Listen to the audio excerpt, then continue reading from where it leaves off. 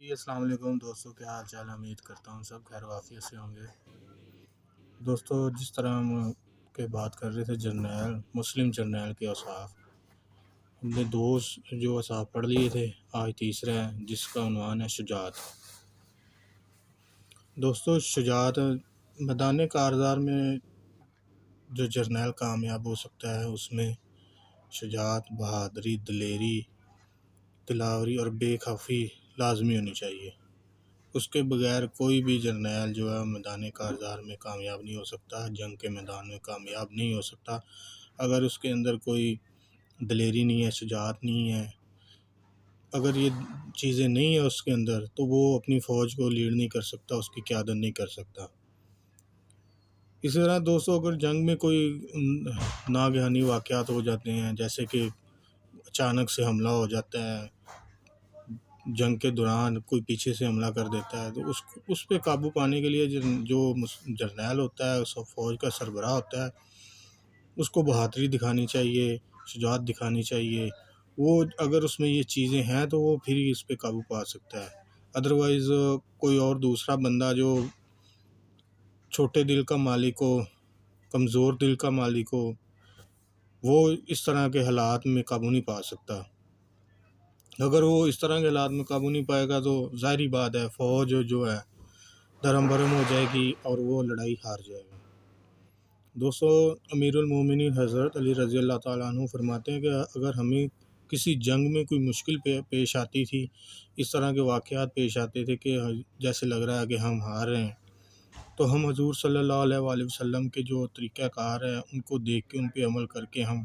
ان کی شجاعت بہادری کو دیکھ کے ہم مجاہدوں کو حوصلہ دلاتے تھے۔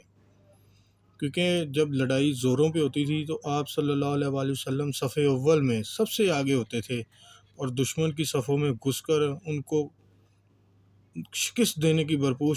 کوشش کرتے تھے۔ یہ سارا عمل دیکھ کے جو مجاہد ہوتے تھے، جو سپاہی ہوتے تھے، تو وہ ان کا حوصلہ بڑھ جاتا تھا، تاکہ ان کو پتہ چلتا تھا کہ ہمارا جو لیڈر ہے وہ ہم سب سے آگے ہے۔ کیونکہ جب تک لیڈر نہیں آگے ہوگا تب تک فوج کامیاب نہیں ہو سکے گی۔ لیڈر کو شجاعت دکھانی پڑتی ہے، لیڈر ہی جو ہوتا ہے وہی جنگ جیتتا ہے اور وہی ہارتا ہے۔ اگر وہ جنگ جیتنا چاہتا ہے تو اس کو چاہیے کہ وہ سب سے آگے ہو، پھر ہی فوج جو ہے اس کے حوصلے بلند رہتے ہیں،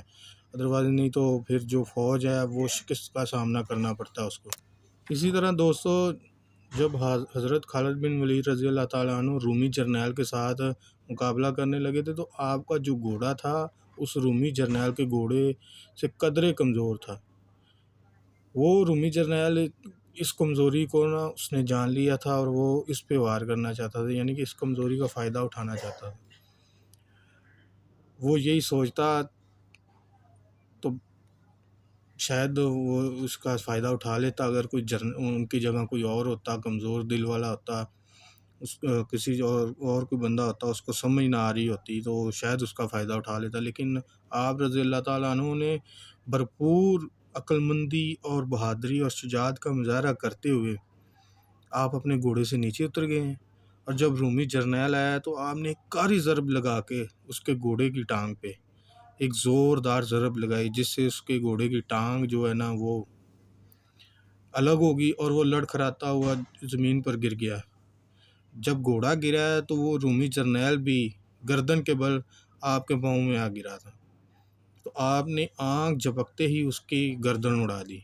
اس کو موقع ہی نہیں ملا کھڑے ہونے کا۔ آپ رضی اللہ تعالیٰ عنہ نے اس کی گردن اسی ٹائم اڑا دی،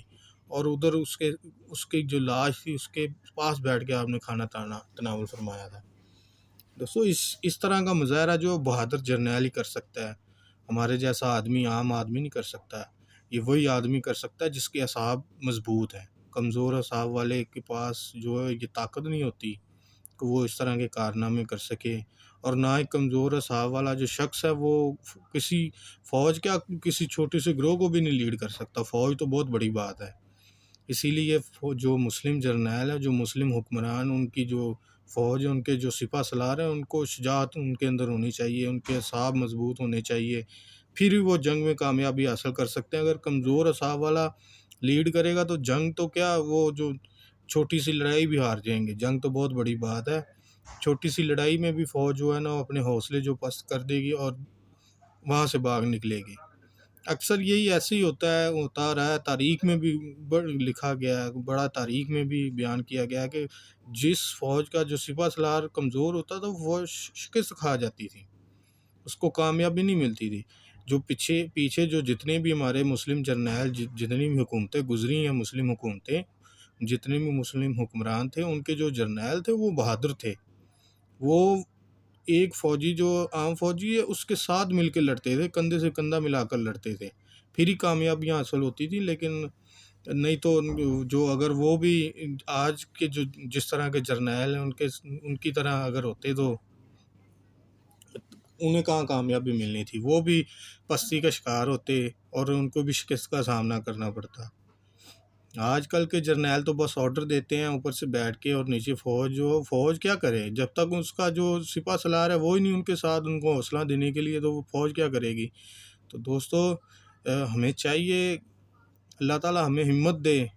ہمیں اپنے اعصاب مضبوط کرنے کی ہمت بخشے، اور جو ہمارے جو سپہ سالار ہیں ہماری فوج کے، ان کو بھی اللہ تعالیٰ ہمت دے، اللہ تعالیٰ ان کو ہدایت دے کہ وہ اپنے اعصاب کو کمزور نہ کریں، مضبوط کریں، اور شجاعت اور بہادری کا جو ہے وہ مظاہرہ کریں، تاکہ ہم جو آج کل پستی کا شکار ہوئے ہیں، اللہ تعالیٰ ہم پہ رحم کرے، اور اللہ کے حکم پہ ہم لڑائی کریں، اللہ کے حکم پہ ہم جہاد کریں، اپنے نفس کے لیے جہاد نہ کیا کریں۔ اپنے نفس کے لیے جو بندہ لڑتا ہے، جو بھی کرتا ہے، وہ اس کو نقصان ہی ہوتا ہے، اس کو لگتا ہے ایسے ہی ہے کہ میرا فائدہ ہو رہا ہے، لیکن وہ اصل میں اس کا نقصان ہو رہا ہوتا ہے۔